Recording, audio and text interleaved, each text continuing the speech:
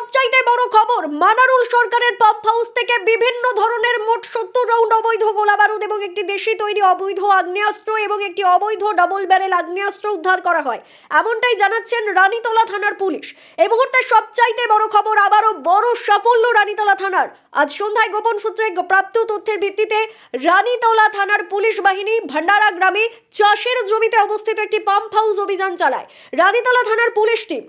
অভিযানের সময় রানীতলা থানার অন্তর্গত ভান্ডারা গ্রামের বাসিন্দা মৃত সাইফুদ্দিন সরকারের পুত্র আনারুল সরকারের পাম্প হাউস থেকে বিভিন্ন ধরনের মোট 70 রাউন্ড অবৈধ গোলাবারুদ এবং একটি দেশি তৈরি অবৈধ আগ্নেয়াস্ত্র এবং একটি অবৈধ ডবল ব্যারেল আগ্নেয়াস্ত্র উদ্ধার করা হয়।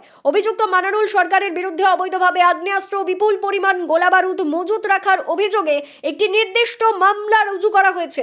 অভিযুক্তকে 7 দিনের পুলিশ রিমান্ডের আবেদন সহ আদালতে পেশ করা হবে, এমনটাই জানাচ্ছে রানীতলা থানার পুলিশ।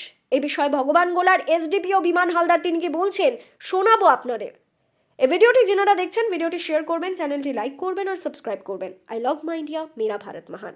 রানীতলা থেকে আজিমউদ্দিন শেখের রিপোর্ট, আখিরিগঞ্জ নিউজ। স্যার, আজকে এগুলো কোথা থেকে ধরলেন? আজকে একটা বিশ্বস্ত সূত্রের খবর পেয়ে রানীতলা থানার টিম ভান্ডারাতে একজন জনৈক মানারুল সরকার ওর যে বাড়ি সংলগ্ন যে পাম্প হাউস আছে সেখান থেকে একটা ডাবল ব্যারেল ইম্প্রোভাইজড গান, একটা সিঙ্গেল ব্যারেল ইম্প্রোভাইজড গান, 6 রাউন্ড 303 অ্যামিউনেশন এবং 64 রাউন্ড 12 বোর লাইভ অ্যামিউনেশন ওখান থেকে সিজ করা। এরপর এক জেলা পুলিশ এই যে এই আগ্নেয়াস্ত্র উদ্ধার করছে, এই নিয়ে এলাকাবাসী প্রশাসনকে মানে সাধুবাদ জানাচ্ছে। এই বিষয়ে কি বার্তা দেবেন এলাকাবাসীকে?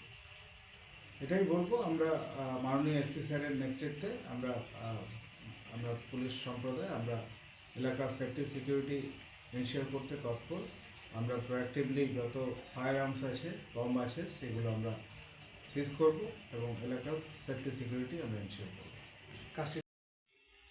স্যার, বলছিলাম এই যে জেনাকে ধরা হয়েছে, পুলিশ হেফাজত কতদিনের জন্য আবেদন চেয়েছে?